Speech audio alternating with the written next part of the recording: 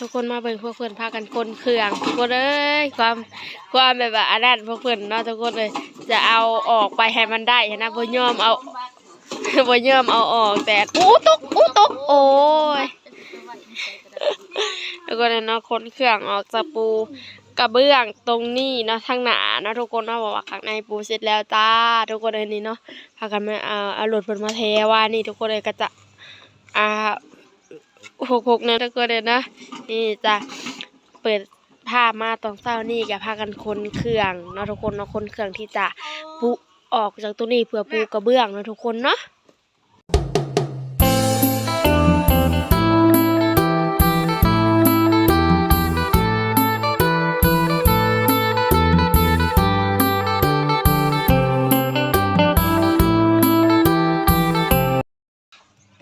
สวัสดี FC ฮักแพงกันมาทุกคนเด้อเนาะสวัสดี FC อีหลาอ้อมยังจำอีหลาอ้อมได้บ่เนาะทุกคนเนาะเปิดภาพมาเช้านี้ก็จะพาทุกคนมาเคลียร์พื้นที่ทางหน้าบ้านเนาะทุกคนเนาะเพื่อจะปูกระเบื้องทางหน้าเนาะทางในปูเสร็จแล้วทุกคนเนาะก็จะปูข้างหน้าเนาะวันนี้ปูข้างหน้าเสร็จแล้วก็จะทาสีเนาะทุกคนเนาะทาสีแล้วก็ถือว่าเสร็จเนาะวันนี้ทุกคนเลยเนาะ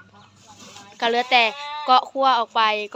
ล้วก็แล้วเนาะทุกคนเนาะก็จะเป็นเสร็จอันเสร็จสิ้นเฮือนก็จะบ่หกแน่ทุกคนเนาะเพราะว่าเฮือนยังบ่ทันแล้วเลยโอ้ยทุกคนเลยแปลว่าหกแห้งนะทุกคนเนาะเครื่องก็หลายเดี๋ยวจะพาทุกคนไปเบิ่งทางแม่กับน้องอ้ำเพิ่นคนเครื่องที่จะเอาออกจากพื้นที่ทั้งหน้าเพื่อเอาไว้ข้างๆก่อนเนาะทุกคนเนาะเพราะว่าจะปูกระเบื้องค่ะได้ทุกคนเลยเนาะกะปูจะว่าใจก็ไว้ข้างๆเพื่อด้วยก่อนนะทุกคนเนาะบัดปูแล้วเราก็จะเอามาไว้ข้างหน้าคือเก่าแล้วก็ทาสีนะทุกคนเนาะวันนี้ทาสีเสร็จแล้วก็คือว่าเสร็จยังเหลือแต่เกาะครัวนะทุกคนเนาะเกาะครัวแล้วก็แล้วจากบัดนี้ว่าทุกคนเลยเบิ่งทางล่างนี่มันก็จะหมอกๆแนวนิดนึงนะเพราะว่ามันยังทันแล้วค่ะคณะทุกคนเลยเนาะแบบว่าเด็กน้อยก็ยังบ่ทันอันนั้นนะทุกคนแบบว่าเขาย่างมาเหยียบเอาขี้ดินแล้วก็ย่างเข้าไปเสร็จตีนยังเป็นคือเก่าทุกคนนอกจากมันทูมันเสร็จทุกมื้อมันก็จะขาวมันก็จะสะอาดเองอะไรเนาะทุกคนเนาะเดี๋ยวจะเคลียร์ตรงนี้ออกแล้วก็ปูเนาะมาทุกคนเลยมาดูว่ามื้อนี้จะเสร็จหรือบ่ได้ทุกคนเนาะทางแม่เป็นกับปูผู้เดียวแหละน้องอ้อมกับน้องอ้ำก็เป็นกรรมกรผสมปูในทางแม่นะทุกคนเนาะก็ไปเบิ่งนำกันเลยจ้ะทุกคนพวกเพิ่นตอนนี้กำลังพากันเก็บเครื่องออกไปไว้ข้างๆก่อนนะทุกคนนะเพราะว่าคันไว้ทางหน้ามันก็สิบ่มีหม่องปูนะทุกคนได้ไปเบิ่งนำกันเลยจ้าทุกคนเนาะพากันคนมากองไว้ตรงนี้ก็จะหกแหน่น้อยหนึ่งนะทุกคนเนาะก็บ่น้อยเลยทุกคน นั่นก็จะหกแหน่นั่นแหละทุกคนเนาะเพราะว่าพากันคนมาไว้ตรงนี้หมดเลยแต่ทุกคนเนี่ยก็ยังแต่แค่2อันแล้วก็ตู้ปั่นเครื่องนะทุกคนเนาะมาเบิ่งแบบพวกเพิ่นจะยกไปจังได๋กดอุ้ยเอาทั้งลมเอาทั้งเทิงน่ะออกก่อนเอาลงมาลุ่มก่อนอันนั้นนะทุกคนเลยนะมันก็บ่ได้นักปานใดได้ล่ะตู้อันนี้คันเอาเครื่องออกเบิดทุกคนเอ้ยอู้นะนี่จะเบิ่งข้างในก็จะเสร็จแล้วแต่ทุกคนเนาะหมอกแน่น้อยนึงนั่นแหละเนาะเพราะว่าเด็กน้อยเขายังมาเหยียบแถวนี้เข้าไปเลยค่ะไปเหยียบข้างในกับเปื้อนอะไรทุกคนนี่นะจะปูตรงนี้อะไรมื้อนี้ทุกคนเนาะยันมันก็จะฮุกแห้งนะทุกคนเพราะว่าเครื่องของมันหลายนะทุกคนเนาะเครื่องมันหลายแห้งทุกคนนี่จ้าทุกคนอากาศยามกลางเว้นบัดร้อนทุกคนบัดตกค่ำมาบัดหนาวซุมื้อนี้ทุกคนเลยเนาะทุกคนเนาะเบิ่งข้างๆแบบว่าเบิ่งมาทางไกลก็คือว่าหกแห้งแล้วทุกคนเพราะว่ายังทันได้มีญาติหาได้ทุกคนนี่เอาเมื่อวานนี้เอารถมากรีดตรงนี้นะทุกคนเนาะให้เพิ่นมาแทตรงนี้ให้ทุกคนก็จะเอาดินมาลงแล้วบ้านเนาะน้องอ้อมก็ยังทันฮู้เนาะทุกคนเอาดินมาลงตรงนี้เพื่อก็ครัวออกมาตรงนี้นะทุกคนก็จะบ่ได้ใหญ่ปานใดดอกควรก็ออกมานี่แหละก็ออกมานี่แหละทุกคนเนาะกระถาเบิ่งน้ำกันป้าเบิ่งกองหินแบบว่ายังหลายแห้งได้หินทุกคนเนาะแบบว่าหินก็ยังหลายแห้งแต่ว่าทรายน่ะน้อยเดียวเนาะน้อยเดียวแต่ว่าขูดทั้งขี้ดินทั้งพืชเนี่ยขูดโฮมกว่ากันเนาะทุกคนเวลาจะใส่ก็มีแต่ห้อนเอาเท่านั้นแหละทุกคนเนาะนี่อันนี้ก็จะเป็นหินที่แบบว่าแทงมาไว้ตรงนี้มันก็จะบ่เบิดเนี่ยทุกคนเนาะโอ้ยังลายอยู่ทุกคนนี่ให้มาทางหลังก็จะอันนี้เนี่ยทุกคนเนาะนี่จะเบิ่งก็จะหกแต่ข้างๆมันแหละเพราะว่ามันยังทันแล้วมันก็บ่มีหม่องไว้เครื่องนะทุกคนก็จะหกแต่ตรงนี้แหละทุกคนเนาะเก่าแหละ บัดเกาะหัวออกมามันก็จะมีหม้องไว้แน่แหละทุกคนเอ้ยเสียแต่ว่ามันอยู่เฮือนน้องอ้อมบ่มีห่มอะนะทุกคนบ่มีต้นไม้ใหญ่หั้นนะก็จะมีแต่ตรงนี้แต่ว่ามีแต่กองไม้หั้นนะทุกคนเพิ่นว่าเพิ่นเอาไม้มากองไว้ตรงนี้นะเจ้าของที่เพิ่นแหละเพิ่นเอาไม้มากองไว้ตรงนี้แต่ว่ามันก็จะบ่มีหม้องอยู่ถ้าว่ามันมันเป็นบ่มีกองไม้ก็จะเอาแค่เนาะทุกคนมาปลงไว้ตรงนี้เพื่อมานั่งลิ้นห่มอยู่นี่เนาะทุกคนเพราะว่ากลางเว้นน่ะนั่งได้อยู่ทุกคนบัดพอสิประมาณ2โมงเนาะบ่าย1บ่าย2น่ะในนั้นมันก็จะเริ่มแดดนะเพราะว่าตะเวนมันเริ่มไปพุ่นแล้วก็จะแดดเนาะทุกคนเนาะนี่จ้ะแล้วไปท่าเบิ่งทางแม่น้องอ้อมกับ อันนั้นเพิ่นปูกระเบื้องเนาะกับน้องอ้อมนี่แหละทุกคนเนาะเพราะว่าน้องอ้อมจะซอยแต่ผสมปูนกับน้องอามเป็นกรรมกรจ้ะทุกคน เบิ่งข้างในนี่พากันคืนนี่ก็พากันมานอนเล่นแถวนี้ทุกคนเนาะ เย็นคักปันยังเอาแลมานี่ทุกคนเอ้ยทางยาเพิ่นกันนอนแต่ในแค่แล้วเพราะว่านอนอยู่พื้นเพิ่นว่ามันลุกยากทุกคนเอ้ยจะพากันหามเอาตู้ตัวนี้แล้วออกไปข้างนอกก่อนเนาะทุกคนเนาะ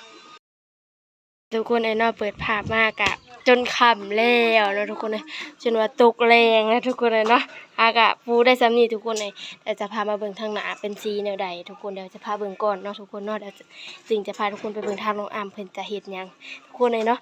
กะโลข้างนอกทางหน้านี่งามแฮงทุกคนแบบว่างามเนาะมันเป็นอีกสีหนึ่งนี่นะทุกคนแนมนี่แบบว่าเป็นเศษหินน้อยๆแบบคล้ายๆเศษหินที่มันแตกนะทุกคนเลยเนาะนี่จะเป็นลายแบบนี้ทุกคนเลยแนมไกลๆกะแนมเบิ่งในกล้องมันอาจจะบ่งามเนาะทุกคนแต่ว่าตัวจริงมันงามอยู่ทุกคนเลยเนาะถ้าเสร็จให้มันสะอาดก่อนเนาะทุกคนเนาะจัดฝามาทางน้องอ่ำนี่จ้ะทุกคนจะเทพื้นตรงนี้ออกไปเนาะทุกคนเนาะเดี๋ยวออกไปประมาณ3 หันแต่ทุกคนทางหน้าเนาะทุกคนเอ้ยเดี๋ยวจะให้เบิ่งทางไกลๆเลยสักหน่อยเนาะทุกคนนี่แนมมาไกลๆกันจ้ะป่ะมานี่นะทางหน้าทุกคนในเบิ่งทางแม่น้องอ้อมก็เห็นงุม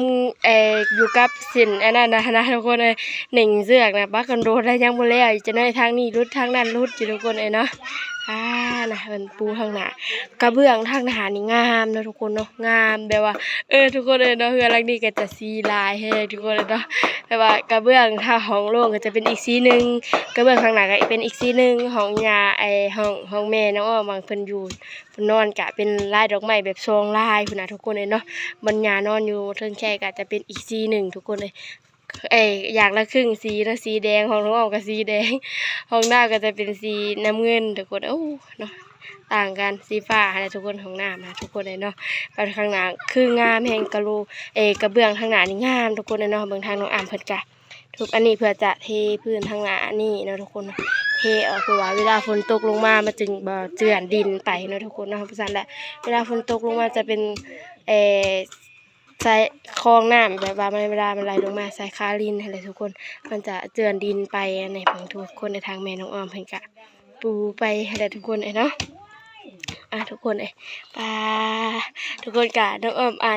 คันเห็นคอมเมนต์เนาะเพิ่นก็ถามหลายอยู่ทุกคนว่าน้องอ้อมหายไปไสคือหายไปโดนแท้น้องอ้อมบ่ได้หายไปไสแต่ทุกคนกะแค่บ่ได้ลงคลิปซื่อๆทุกคนเลยก็แค่บ่ได้ลงคลิปให้ทุกคนเบิ่งซื่อๆทุกคนเลยเนาะน้องอ้อมก็จะกลับมาลงคลิปให้ทุกคนเบิ่งแล้วเนาะทุกคนเนาะเพราะว่าทุกคนก็ถามอยู่ว่าน้องอ้อมหายไปไสบ่เห็นลงคลิปโดนแล้วน้องอ้อมบ่ได้ไปไสจ้าทุกคนยังอยู่ดีทุกคนเลยกับแม่น้องอ้อมนี่แค่บ่ได้ลงคลิปนะทุกคนเนาะแค่บ่ได้ถ่ายให้ทุกคนเบิ่งจ้าทุกคนเลยเนาะนี่กะโลกำลังสิว่ากะโลได้ทุกคนเลยนะอากาศจะงามแน่ทุกคนมันพอบ่ออกแล้วมันสิออกกะโลอีกแล้วเอาไงไม่ได้ว่ากะโลทุกคนเลยนะ ปิดปากมันเอากะโลนะบ้านเฮาละเอิ้นกะโลบ้านเพิ่นละเอิ้นกระเบื้องนะทุกคนนะทางหน้านี่คืองามแฮงเนาะแม่เนาะทางงานนี้งามทุกคนเลยเนาะแล้วมันก็จะอันใดกระเบื้องอันใดกะโลกะอันเดียวกันนะทุกคนเนาะเพิ่นก็สิว่าทุกคนเนาะแล้วน้องมันก็จะต่ำแน่น้อยหนึ่งเนาะทุกคนเนาะแบบว่าต่ำแห้งติดพื้นเลยแบบว่าติดขี้ดินแบบนี้เลยจ้ะทุกคนเนาะเสียแต่ปัญญามฝนเด้อทุกคนเนาะยามฝนนี่เป็นแต่อันนั้นที่ชุดเนาะเพราะว่าเฮือนมันต่ำนะย่านขี้กือนะทุกคนเนาะขี้กือตัววังมันหลายๆตีนั่นแหละทุกคนเนาะย่านฮะบ่ก แล้วก็นะเพราะว่าเฮือนมันตัดเนี่ยมันก็จะขึ้นง่ายในทางเพิ่นเบิดมือได้นี่ล่ะทุกคนเลยเนาะเบิดมือได้แต่ซ้ำนี่หนึ่งโอ้ยน้าแม่น้องอ้อมแบบว่าเฮ็ดซ่าแฮงทุกคนทางกรรมกรก็ซ่าทางสร้างก็ซ่า ก่อนพี่น้องเอ้ยมาติข้างแล้วปูนอยู่เบิดมือก รรมกรจะน้อย เนาะปูนจะเศร้าจนค่ำนี่แหละหาแนวกินมาแล้ว เบิดมือได้หาก็ได้กระบะหนึ่งเนาะทุกคนกระบะที่สองเนาะทุกคนเนาะอันนี้หนึ่งกระบะที่สองหาก็ได้ซัมนี่จ้าทุกคนเอ้ยFCคนใดว่างก็มาซอยแม่น้องอ้อมเลยไฟปิ่นเนาะทุกคนเนาะไฟปิ่นปูกระเบื้องมาซอยสร้างผู้นี้เนี่ยเพิ่นบ่ไหวละเนาะมื้อใดแล้วมันสิแล้วนี่ก็จะทาสีเนาะทุกคนเห็นแล้วนี่ก็จะทาสีกะบ่ฮู้ว่าจักมื้อสิแล้วทุกคนเลยเนาะนี่อันนี้ก็มื้ออื่นสิแล้วอยู่บ่ฮู้เนาะทุกคนเอ้ยเนาะข้างหน้านี่แล้วนี่ก็คือสิเทอันนี้ก่อนเนาะทุกคนเทออกมาเทนี่ออกมาเนาะทุกคนเนาะเพราะว่าเป็นหม่องอันนั้นหั่นน่ะทุกคนเอ้ยเนาะเทออกมานี่แล้วก็จะทาสีบัดนี้ก็คือว่าแล้วก็ยังแต่เกาะครัวตาที่น้องอ้อมว่าหั่นแหละทุกคนเอ้ยเนาะเพราะว่าตอนนี้ผู้เครื่องครัวพากันเอาไว้อยู่ห่มเอาไว้อยู่เหงาเหงาคูนพุ่นน่ะทุกคนเอ้ยเหงาคูนพุ่นน่ะโอ้ยเนาะอกปานหยังเลยจ้ะทุกคนเอ้ยมันบ่มีคนหม้องสิไว้คันไปไว้ในเฮือนนี่แฮงบ่มีหม้องไว้เลยจ้ะทุกคนเอ้ยเนาะโอ้เอาเขียวเห็ดเจ็บเจือนกว่าอันนี้ก็ทุกคนเอ้ยเนาะนี่แหละเบิดมือได้แต่ซ้ำนี่ทุกคนเอ้ยเบิดมือเท่าคำ เพราะว่ากรรมกรพาสร้างนั่งกินอาหารกินหนีอยู่ทุกคนเลยเนาะเอาไปมาแล้วบ่ได้งานเลยจ้ะทุกคนเอ้ยเนาะนี่แหละก็จะได้เห็นขึ้นเร็วๆนี่แล้วจ้ะทุกคนในครั้งในก็ถือว่าโอเคแล้วว่ามีเด็กน้อยนะทุกคนเลยเนาะโอ้ยนี่ทุกคนเลยน้องอามคิดว่าทางนอกมันจะเป็นสีแบบเดียวกันโบเนาะทุกคนเนาะทางหน้ามันเป็นอีกสีหนึ่งแบบคนละลายเลยจ้ะทุกคนเลยเนาะอันนี้มันจะเป็นลายแบบมันจะแบบสาบๆหน่อยๆหนึ่งนะทุกคนเลยลายหินอ่อนมันก็จะแบบพืดๆแน่มันจะบ่มื่นปานใดนะทุกคนเลยเนาะมันก็จะมีความสาบๆมือแน่น้อยหนึงนะทุกคนเนาะมันจะบ่มื่นปานใดนะทุกคนเลยเบิ่งนี่จะเสร็จอยู่บ่เนาะยัง ทุกคนเลยยังปูนตั้งกระบะหนึ่งบ่ได้หากระผสมแล้ววางได้หั่นทุกคนเลยอ้าวคือแตกอะนะโอ้แตกซ้ำโอ้ทุกคน ขอแห้งหลายแตกจ้อยโอ้ยนะทุกคนนะเบิดจักกล่องเลยแม่จะเช่ามานี่สามกล่องคู่บดดอยแทะ3 กล่องนะทุกคนเบิดมือได้จะ3นี่จ้ะ เนาะอาจ้าทางสร้างกันยังทันแล้วจ้าทุกคนเลยแดดก็เริ่มไล่ก้นมาเรื่อยๆแล้วยังบ่ทันได้ปูฮอดครึ่งหนึงจ้าทุกคนเลยเนาะหาก็ได้แต่ซ้ำนี่นึงถ้ารุ่นนำกันมื้ออื่นพุ่นแหละมื้อนี้คงสิบ่ได้รุ่นแล้วว่าสิแล้วหรือบ่แล้วนะทุกคนเลยก็ถ้ารุ่นนำกันมื้ออื่นนะว่ามันจะแล้วหรือบ่แล้วอะไรทุกคนมื้อนี้บ่ต้องรุ่นแล้วจ้ะคือว่าบ่แล้วแน่นอนจ้ะทุกคนเพราะว่าเป็นมื้อหาก็ได้แต่3 แถวนึงทุกคนเอ้ยปูกระเบื้องกันทุกคนนะทุกคนน้องอ้อมก็จะได้จบคลิปไว้เพียงเท่านี้ฝากทุกคนกดไลค์กดแชร์เป็นกำลังใจให้อีหลาอ้อมเด้ออีหลาอ้อมก็จะพยายามลงคลิปให้ทุกคนเบิ่งทุกมื้อคลิปนี้ก็ขอตัวไปแล้วสบายดี